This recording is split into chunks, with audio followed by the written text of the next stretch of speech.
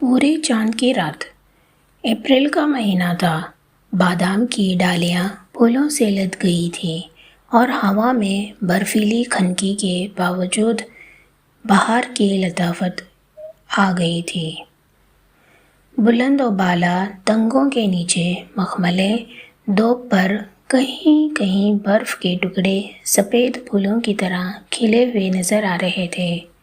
अगले माह तक ये सफ़ेद फूल इसी दूब में जज्ब हो जाएंगे और दूब का रंग गहरा सब्ज हो जाएगा और बादाम की शाखों पर हरे हरे बादाम पिखराज के नगीनों की तरह झिलमिलाएंगे और नीलगों पहाड़ों के चेहरों से गहरा दूर होता जाएगा और उस झील के पुल के पार पगडंडी की खाक मुलायम भेड़ों की जानी पहचानी बा से झुंझुना उठेगी और फिर उन बुलंद व बाला तंगों के नीचे चरवाहे भेड़ों के जिस्मों से सर्दियों की पली हुई मोटी मोटी गफ ऊन गर्मियों में कतरते जाएंगे और गीत गाते जाएंगे।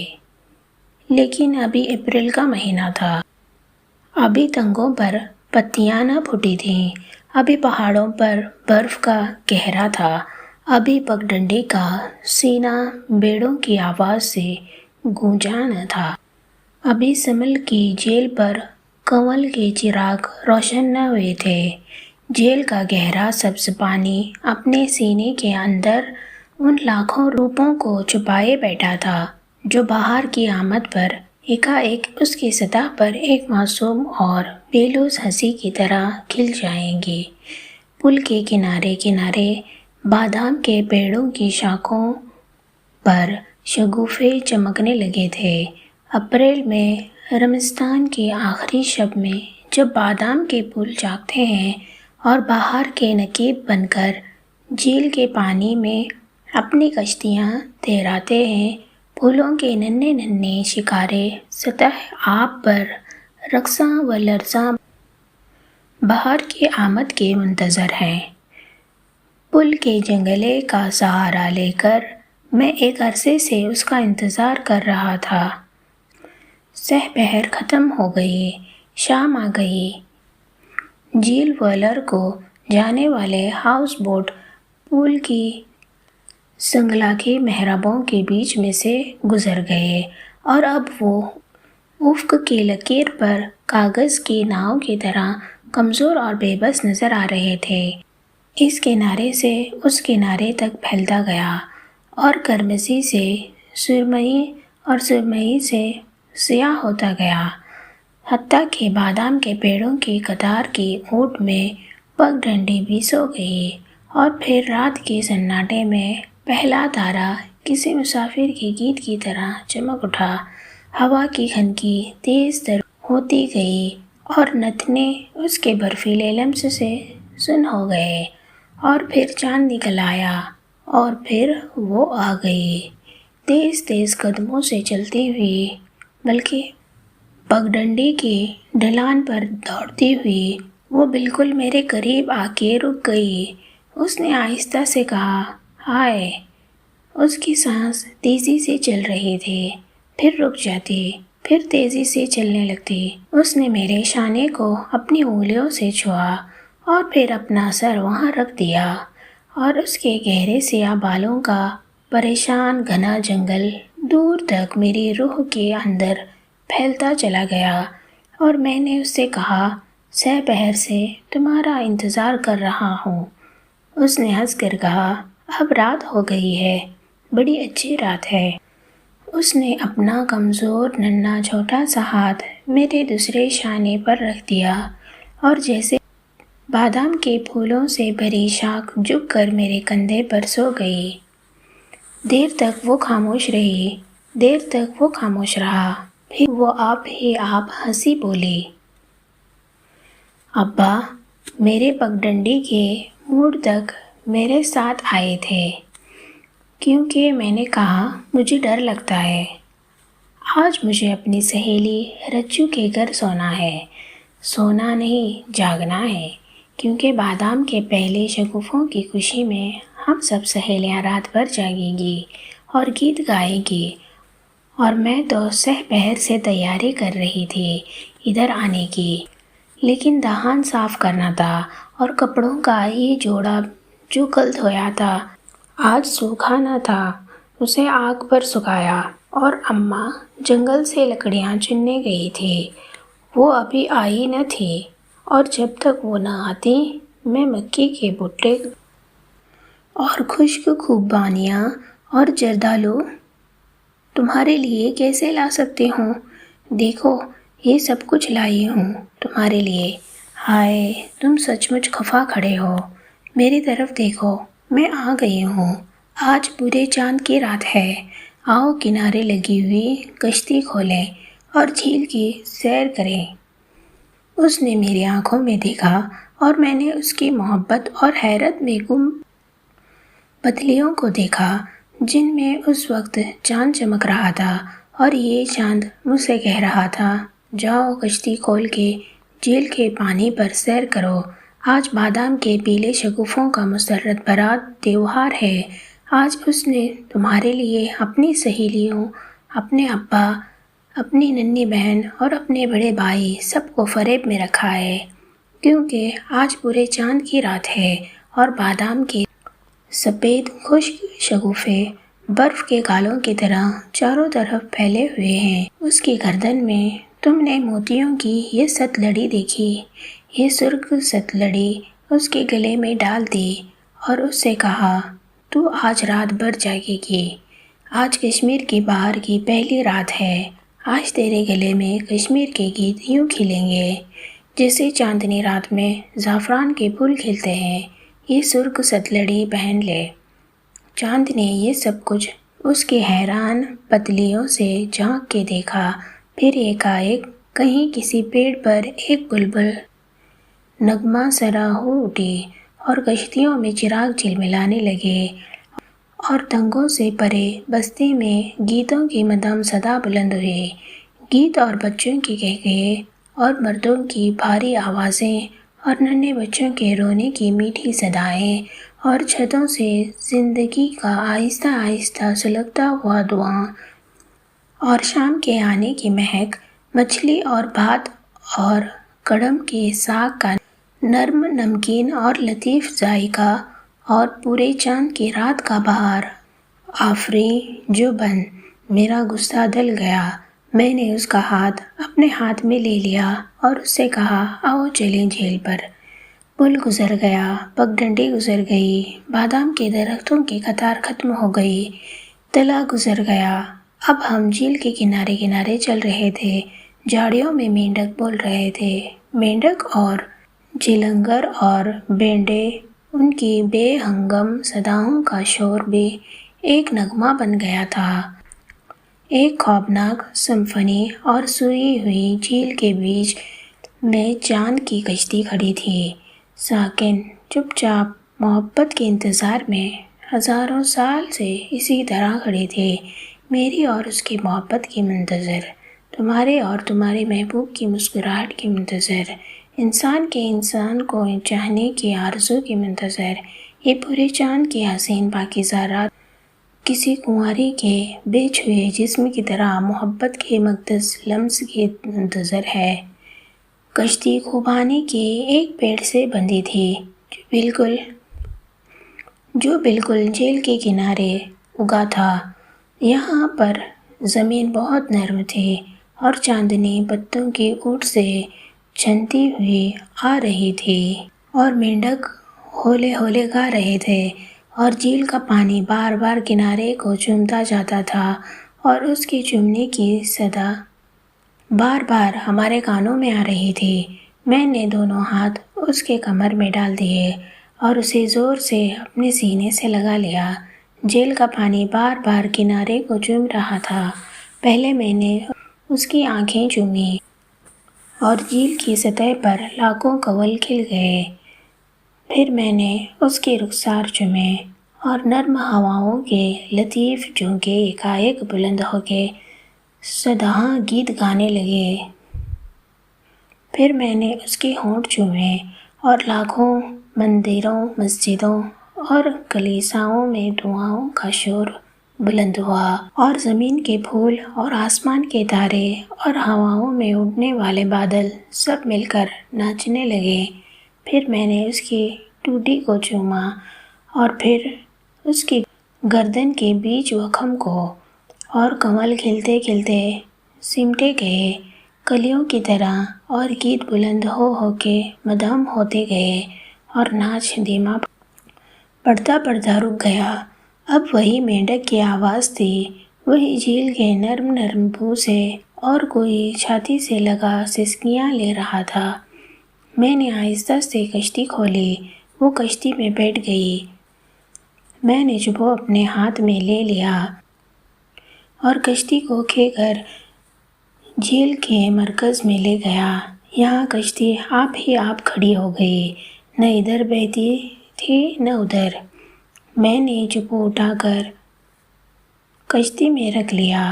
اس نے پوٹلی کھولی، اس میں سے جردالو نکال کر مجھے دیے، خود بھی کھانے لگی۔ جردالو خشک تھے اور کھٹے میٹھے۔ وہ بولی، یہ پچھلی بار کے ہیں۔ میں جردالو کھاتا رہا اور اس کی طرف دیکھتا رہا۔ وہ آہستہ سے بولی، پچھلی بہار میں تم نہ تھے، پچھلی بہار میں نہ تھا، اور جردالو کے پیڑ پھولوں سے بھر گئے تھے، اور ذرا سی شاخ ہلانے پر پھول ٹوٹ کر سطح زمین پر موتیوں کی طرح بکھر جاتے تھے۔ پچھلی بہار میں نہ تھا، اور جردالو کے پیڑ پھلوں سے لدے بندھے تھے، سبز سبز جردالو، سخت کھٹے جردالو جو نمک مرچ لگا کر کے کھائے جاتے تھے، اور زبان سی سی کرتی تھی اور ناک بہنے لگتی تھی، اور پھر بھی کھٹے جردالو کھائے جاتے تھے۔ پچھلی بہار میں نہ تھا، اور یہ سبز سبز جردالو پک کے پیلے اور سنہرے اور سرخ ہوتے گئے، اور ڈال ڈال میں مسرت کے سرخ شگوفے جھوم رہے تھے، اور مسرت بھری آنکھیں، چمکتی ہوئی معصوم آنکھیں انہیں چومتا ہوا دیکھ کر رقص سا کرنے لگتی۔ پچھلی بہار میں نہ تھا، اور سرخ سرخ جردالو خوبصورت ہاتھوں نے اکٹھے کر لیے، خوبصورت لبوں نے ان کا تازہ رس چوسا، اور انہیں اپنے گھر کی چھت پر لے جا کر سوکھنے کے لیے رکھ دیا کہ جب یہ جردالو سوکھ جائیں گے، جب ایک بہار گزر جائے گی اور دوسری بہار آنے کو ہوگی تو میں آؤں گا اور ان کی لذت سے لطف اندوز ہو سکوں گا۔ جردالو کھا کے ہم نے خشک خوبانیاں کھائیں۔ خوبانی پہلے تو بہت میٹھی معلوم نہ ہوتی، مگر جب دہن کے لعاب میں گھل جاتی تو شہد و شکر کا مزہ دینے لگتی۔ نرم نرم، بہت میٹھی ہیں یہ، میں نے کہا۔ میں نے ایک گٹلے کو دانتوں سے توڑا اور خوبانی کا بیج نکال کے مجھے دیا، کھاؤ۔ بیج بادام کی طرح میٹھا تھا، ایسی خوبانیاں میں نے کبھی نہیں کھائیں۔ اس نے کہا، یہ ہمارے آنگن کا پیڑ ہے، ہمارے ہاں خوبانی کا ایک ہی پیڑ ہے، مگر اتنی بڑی اور سرخ اور میٹھی خوبانیاں ہوتی ہیں اس کی کہ میں کیا کہوں۔ جب خوبانیاں پک جاتی ہیں تو میری ساری سہیلیاں اکٹھی ہو جاتی ہیں اور خوبانیاں کھلانے کو کہتی ہیں پچھلی بہار میں۔ اور میں نے سوچا، پچھلی بہار میں نہ تھا، مگر خوبانی کا پیڑ آنگن میں اسی طرح کھڑا تھا۔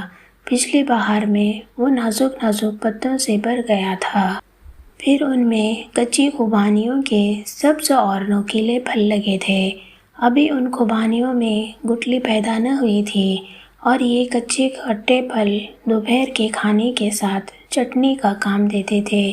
پچھلی بہار میں نہ تھا، اور پھر ان خوبانیوں میں گٹلیاں پیدا ہو گئی تھیں، اور خوبانیوں کا رنگ ہلکا سنہرا ہونے لگا تھا، اور گٹلیوں کے اندر نرم نرم بیج اپنے ذائقے میں سبز باداموں کو بھی مات کرتے تھے۔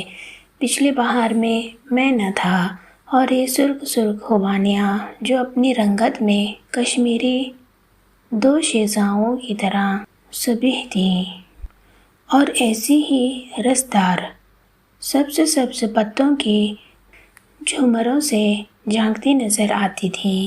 پھر الہڑ لڑکیاں آنگن میں ناچنے لگیں اور چھوٹا بھائی درخت کے اوپر چڑھ گیا اور خوبانیاں توڑ توڑ کر اپنی بہن کی سہیلیوں کے لیے پھینکتا گیا۔ کتنی میٹھی تھی وہ پچھلی بہار کی رس بھری خوبانیاں جب میں نہ تھا۔ خوبانیاں کھا کے اس نے مکئی کا بھٹا نکالا۔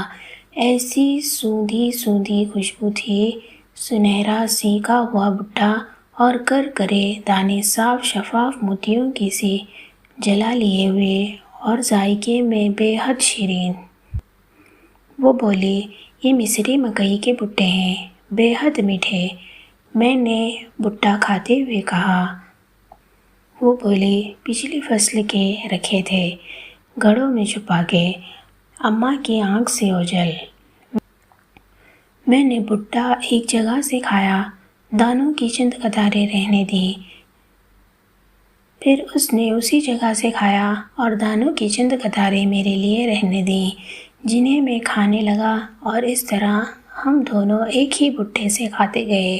اور میں نے سوچا، یہ مصری مکئی کے بھٹے کتنے میٹھے ہیں، یہ پچھلی فصل کے بھٹے، جب تو تھی لیکن میں نہ تھا، جب تیرے باپ نے ہل چلایا تھا، کھیتیوں میں گوڈی کی تھی، بیج بوئے تھے، بادلوں نے پانی دیا تھا، زمین نے سبز سبز رنگ کے چھوٹے چھوٹے پودے اگائے تھے جن میں تو نے نلائی کی تھی۔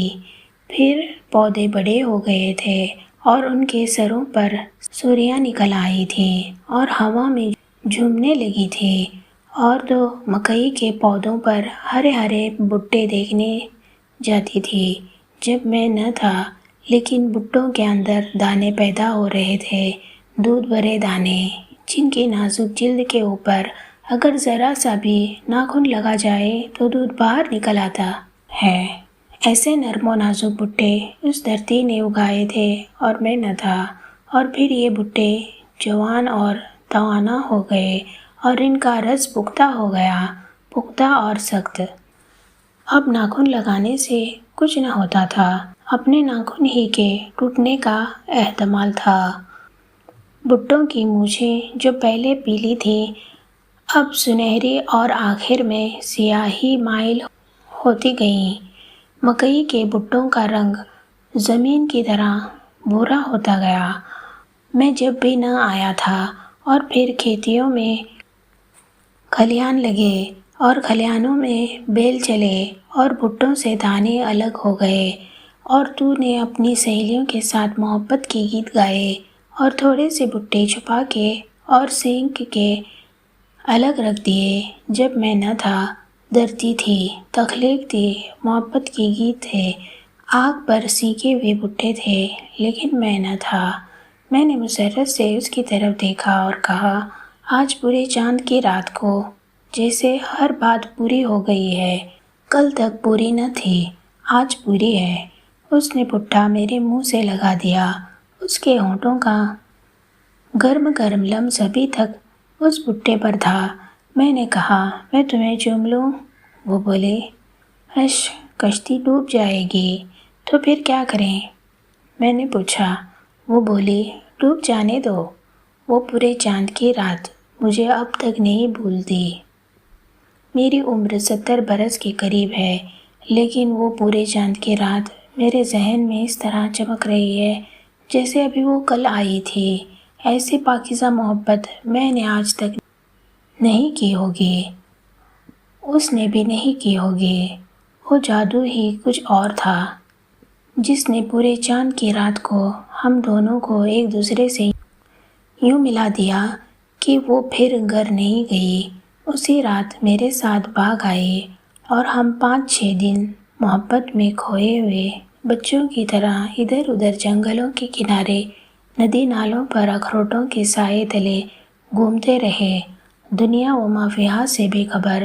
پھر میں نے اسی جھیل کے کنارے ایک چھوٹا سا گھر خرید لیا اور اس میں ہم دونوں رہنے لگے۔ کوئی 1 مہینے کے بعد میں سری نگر گیا اور اس سے یہ کہہ کے گیا کہ تیسرے دن لوٹ آؤں گا۔ تیسرے دن میں لوٹ آیا تو کیا دیکھتا ہوں کہ وہ ایک نوجوان سے گل مل کر باتیں کر رہی ہے۔ وہ دونوں ایک ہی رکابے میں کھانا کھا رہے تھے، ایک دوسرے کے منہ میں لقمے ڈالتے جاتے ہیں اور ہنستے جاتے ہیں۔ میں نے انہیں دیکھ لیا لیکن انہوں نے مجھے نہیں دیکھا۔ وہ اپنی مسرت میں اس قدر محو تھے کہ انہوں نے مجھے نہیں دیکھا، اور میں نے سوچا کہ پچھلے بہار یا اس سے بھی پچھلے بہار کا محبوب ہے جب میں نہ تھا، اور پھر شاید اور آگے بھی کتنی ہی ایسے بہاریں آئیں گی، کتنی ہی پورے چاند کی راتیں جب محبت ایک فاحشہ عورت کی طرح بے قابو ہو جائے گی اور عریاں ہو کے رقص کرنے لگے گی۔ آج تیرے گھر میں خزاں آ گئی ہے جیسے ہر بہار کے بعد آتی ہے، اب تیرا یہاں کیا کام؟ اس لیے میں یہ سوچ کر ان سے ملے بغیر ہی واپس چلا گیا اور پھر اپنی پہلی بہار سے کبھی نہیں ملا۔ اور اب میں 48 برس کے بعد لوٹ آیا ہوں۔ میرے بیٹے میرے ساتھ ہیں، میری بیوی مر چکی ہے، لیکن میرے بیٹوں کی بیویاں اور ان کے بچے میرے ساتھ ہیں، اور ہم لوگ سیر کرتے کرتے سنبھل جھیل کے کنارے آ نکلے ہیں، اور اپریل کا مہینہ ہے اور سہ پہر سے شام ہو گئی ہے، اور میں دیر تک پل کے کنارے کھڑا بادام کے پیڑوں کی قطاریں دیکھتا جاتا ہوں، اور خنک ہوا میں سفید شگوفوں کے گچھے لہراتے جاتے ہیں، اور پگڈنڈی کی خاک پر سے کسی کے جانے پہچانے قدموں کی آواز سنائی نہیں دیتی۔ ایک حسین دوشیزہ لڑکی ہاتھوں میں ایک چھوٹی سی پوٹلی دبائے پل پر سے بھاگتی ہوئی گزر جاتی ہے، اور میرا دل دھک سے رہ جاتا ہے۔ دور پار تنگوں سے بھرے بستی میں کوئی بیوی اپنے خاوند کو آواز دے رہی ہے، وہ اسے کھانے پر بلا رہی ہے۔ کہیں سے ایک دروازہ بند ہونے کی صدا آتی ہے، اور ایک روتا ہوا بچہ ایک چپ ہو جاتا ہے۔ چھتوں سے دھواں نکل رہا ہے، اور پرندے شور مچاتے ہوئے ایک دم درختوں کی گھنی شاخوں میں اپنے پر پھڑپھڑاتے ہیں اور پھر ایک دم چپ ہو جاتے ہیں۔ ضرور کوئی ہانجی گا رہا ہے، اور اس کی آواز گونجتی گونجتی افق کے اس پار گم ہوتی جا رہی ہے۔ میں پل کو پار کر کے آگے بڑھتا ہوں۔ میرے بیٹے اور ان کی بیویاں اور بچے میرے پیچھے آ رہے ہیں۔ وہ الگ الگ ٹولیوں میں بٹے ہوئے ہیں۔ یہاں پر بادام کے پیڑوں کی قطار ختم ہو گئی، تلہ بھی ختم ہو گیا۔ جھیل کا کنارہ ہے، یہ خوبانی کا درخت ہے، لیکن کتنا بڑا ہو گیا ہے، مگر یہ کشتی ہے۔ مگر کیا یہ وہی کشتی ہے؟ سامنے وہ گھر ہے، میری پہلی بہار کا گھر، میری پورے چاند کی رات کی محبت۔ گھر میں روشنی ہے، بچوں کی صدائیں ہیں، کوئی بھاری آواز میں گانے لگاتا ہے، کوئی بڑھیا اسے چیخ کر چپ کرا دیتی ہے۔ میں سوچتا ہوں آدھی صدی ہو گئی، میں نے اس گھر کو نہیں دیکھا، دیکھ لینے میں کیا حرج ہے؟ آخر میں نے اسے خریدا تھا، دیکھا جائے تو میں ابھی تک اس کا مالک ہوں، دیکھ لینے میں حرج ہی کیا ہے؟ میں گھر کے اندر چلا جاتا ہوں، بڑے اچھے پیارے بچے ہیں، ایک جوان عورت اپنے خاوند کے لیے رکابے میں کھانا رکھ رہی ہے، مجھے دیکھ کر ٹھٹک جاتی ہیں۔ 2 بچے لڑ رہے تھے، مجھے دیکھ کر حیرت سے چپ ہو جاتے ہیں۔ بڑھیا جو بھی غصے میں ڈانٹ رہی تھی، تھم کے پاس آ کے کھڑی ہو جاتی ہے، کہتی ہے، کون ہو تم؟ میں نے کہا، یہ گھر میرا ہے۔ وہ بولی، تمہارے باپ کا ہے۔ میں نے کہا، میرے باپ کا نہیں ہے، میرا ہے، کوئی 48 سال ہوئے میں نے اسے خریدا تھا، بس اس وقت تو یوں ہی میں اسے دیکھنے کے لیے چلا آیا، آپ لوگوں کو نکالنے کے لیے نہیں آیا ہوں۔ یہ گھر تو بس سمجھیے اب آپ ہی کا ہے۔ میں یہ کہہ کر لوٹنے لگا۔ بڑھیا کی انگلیاں سختی سے تھم پر جم گئیں۔ اس نے سانس زور سے اندر کو کھینچے۔ تو تم ہو؟ اب اتنے برس کے بعد کوئی کیسے پہچانے؟ وہ تھم سے لگی دیر تک خاموش کھڑی رہی۔ میں نیچے آنگن میں چپ چاپ کھڑا اس کی طرف دیکھتا رہا۔ پھر وہ آپ ہی آپ ہنس دی، بولی، آؤ میں تمہیں اپنے گھر کے لوگوں سے ملاؤں۔ دیکھو یہ میرا بڑا بیٹا ہے، یہ اس سے چھوٹا ہے، یہ بڑے بیٹے کی بیوی ہے، یہ میرا بڑا پوتا ہے، سلام کرو بیٹا، یہ پوتی، یہ میرا خاوند ہے۔ اسے جگانا نہیں، پرسوں سے اسے بخار آ رہا ہے، سونے دو اسے۔ وہ بولی، تمہاری کیا خاطر کروں؟ میں نے دیوار پر کھوٹی سے ٹنگے ہوئے مکئی کے بٹوں کو دیکھا، سینکے ہوئے بٹے، سنہرے موتیوں سے شفاف دانے۔ ہم دونوں مسکرا دیے۔ وہ بولی، میرے تو بہت سے دانت جڑ چکے ہیں، جو ہیں بھی وہ کام نہیں کرتے۔ میں نے کہا، یہی حال میرا بھی ہے، بھٹا نہ کھا سکوں گا۔ مجھے گھر کے اندر گھستے دیکھ کر میرے گھر کے افراد بھی اندر چلے آئے تھے۔ اب خوب گہما گہمی تھی۔ بچے ایک دوسرے سے بہت جلد مل جل گئے۔ ہم دونوں آہستہ آہستہ باہر چلے آئے، آہستہ آہستہ جھیل کے کنارے چلتے گئے۔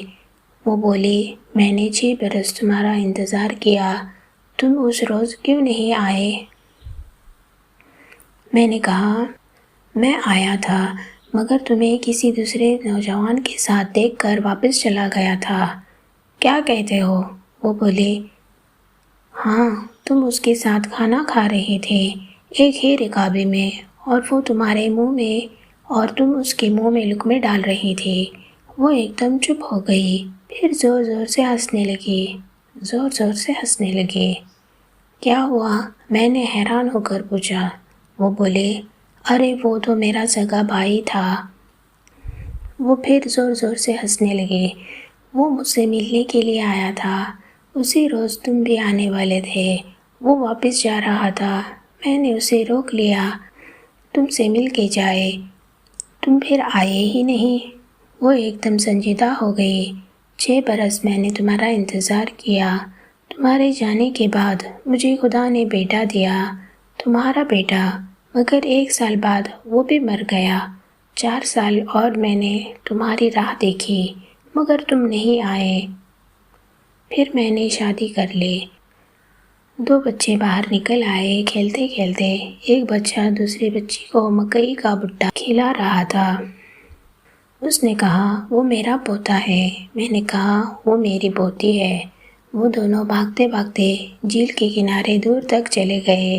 زندگی کے 2 خوبصورت مر گئے۔ ہم دیر تک انہیں دیکھتے رہے۔ وہ میرے قریب آ گئی، بولے، آج تم آئے ہوئے ہو تو مجھے اچھا لگ رہا ہے۔ میں نے اب اپنی زندگی بنا لی ہے، اس کی ساری خوشیاں اور غم دیکھے ہیں۔ میرا ہرا بھرا گھر ہے، اور آج تم بھی آئے ہو، مجھے ذرا بھی برا نہیں لگ رہا ہے۔ میں نے کہا، یہی حال میرا ہے، سوچتا تھا زندگی بھر تمہیں نہیں ملوں گا، اسی لیے اتنے برس ادھر کبھی نہیں آیا۔ اب آیا ہوں تو ذرا رتی بھر بھی برا نہیں لگ رہا۔ ہم دونوں چپ ہو گئے۔ بچے کھیلتے کھیلتے ہمارے پاس آ گئے۔ اس نے میری پوتی کو اٹھا لیا، میں نے اس کے پوتے کو، اس نے میری پوتی کو چوما، میں نے اس کے پوتے کو، اور ہم دونوں خوشی سے ایک دوسرے کو دیکھنے لگے۔ اس کی پتلیوں میں چاند چمک رہا تھا، اور وہ چاند حیرت اور مسرت سے کہہ رہا تھا، انسان مر جاتے ہیں لیکن زندگی نہیں مرتی، بہار ختم ہو جاتی ہے لیکن پھر دوسری بہار آ جاتی ہے، چھوٹی چھوٹی محبتیں بھی ختم ہو جاتی ہیں لیکن زندگی کی بڑی اور عظیم سچی محبت ہمیشہ قائم رہتی ہے۔ تم دونوں پچھلے بہار میں نہ تھے، یہ بہار تم نے دیکھی، اس سے اگلے بہار میں تم نہ ہوں گے، لیکن زندگی پھر بھی ہوگی اور جوانی بھی ہوگی اور خوبصورتی اور رعنائی اور معصومیت بھی۔ بچے ہماری گود سے اتر پڑے کیونکہ وہ الگ سے کھیلنا چاہتے تھے۔ وہ بھاگتے ہوئے خوبانی کے درخت کے قریب چلے گئے جہاں کشتی بندھی تھی۔ میں نے پوچھا، یہ وہی درخت ہے؟ اس نے مسکرا کر کہا، نہیں، یہ دوسرا درخت ہے۔